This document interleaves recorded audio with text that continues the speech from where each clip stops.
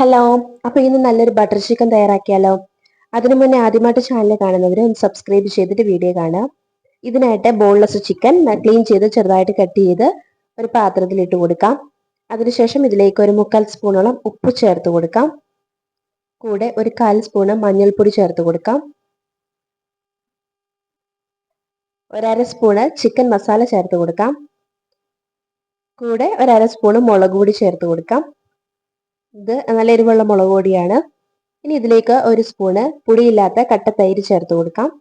ഇത്രയും ചേർത്ത് കൊടുത്ത് നമുക്ക് നന്നായിട്ടൊന്ന് തിരുമ്മി മാറ്റി ഒരു 10 മിനിറ്റ് നേരത്തേക്ക് മാറ്റി വെക്കാം. അതിനുശേഷം ഒരു പാത്രം അടുപ്പത്ത് വെച്ച് അതിലേക്ക് ഒരു ചെറിയൊരു കഷ്ണം ബട്ടർ ഇട്ട് കൊടുത്ത് നമ്മൾ നേരത്തെ മസാല തേച്ച് വെച്ചിരിക്കുന്ന ചിക്കൻ ചേർത്ത് കൊടുത്ത് നമുക്കിതൊന്ന് ഫ്രൈ ചെയ്തെടുക്കാം. അപ്പൊ ഇതിൽ വേറെ ഓയിലിന്റെ ആവശ്യമൊന്നുമില്ല, ബട്ടറിലാണ് ഞാൻ ഫ്രൈ ചെയ്തെടുക്കുന്നത്.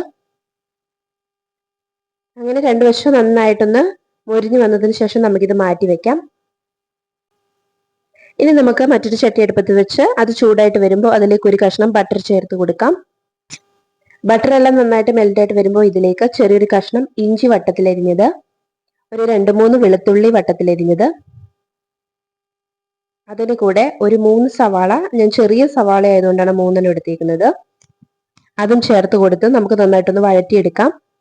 അപ്പൊ ഇത് നമുക്ക് അരച്ചെടുക്കാനുള്ളത് കൊണ്ട് കുറച്ച് വലുതായിട്ട് അരിഞ്ഞിട്ടാലും കുഴപ്പമില്ല. ഇനി ഇതിലേക്ക് ഒരു പഴുത്ത തക്കാളിയും കൂടി ചേർത്ത് കൊടുക്കാം. അതിന്റെ കൂടെ ഒരു 5-6 അണ്ടിപ്പരിപ്പും കൂടി ചേർത്ത് ഒരല്പം ഉപ്പും കൂടി ചേർത്ത് നമുക്ക് നന്നായിട്ട് ഇതൊന്ന് വഴറ്റിയെടുക്കാം.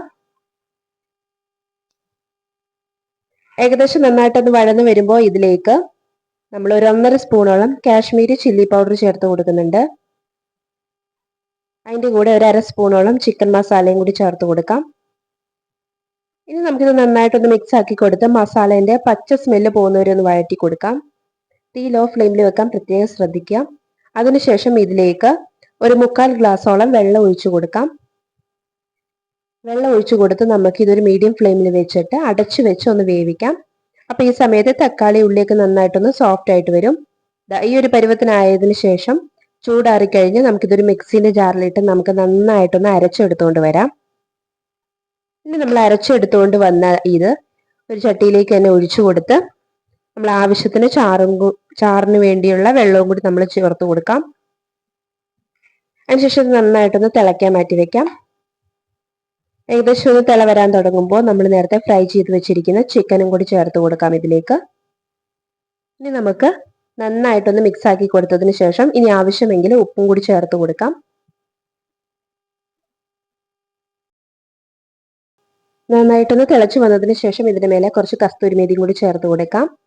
അതിനുശേഷം ഇതിൽ ആവശ്യമെങ്കിൽ കുറച്ച് ഫ്രഷ് ക്രീമും കൂടി ചേർത്ത് കൊടുക്കാം. ഞാനിവിടെ ക്രീം ചേർത്ത് കൊടുക്കുന്നില്ല. അപ്പൊ നിങ്ങളുടെ ക്രീം ഉണ്ടെങ്കിൽ ക്രീം കൂടി ചേർത്ത് കൊടുത്താൽ നമ്മുടെ അടിപൊളി ബട്ടർ ചിക്കൻ ഇവിടെ റെഡി ആയിട്ടുണ്ട്.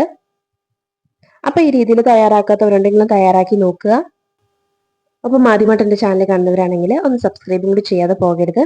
മറ്റു നല്ലൊരു അടിപൊളി റെസിപ്പിയുമായിട്ട് വരാം. അതുവരേക്കും ബൈ.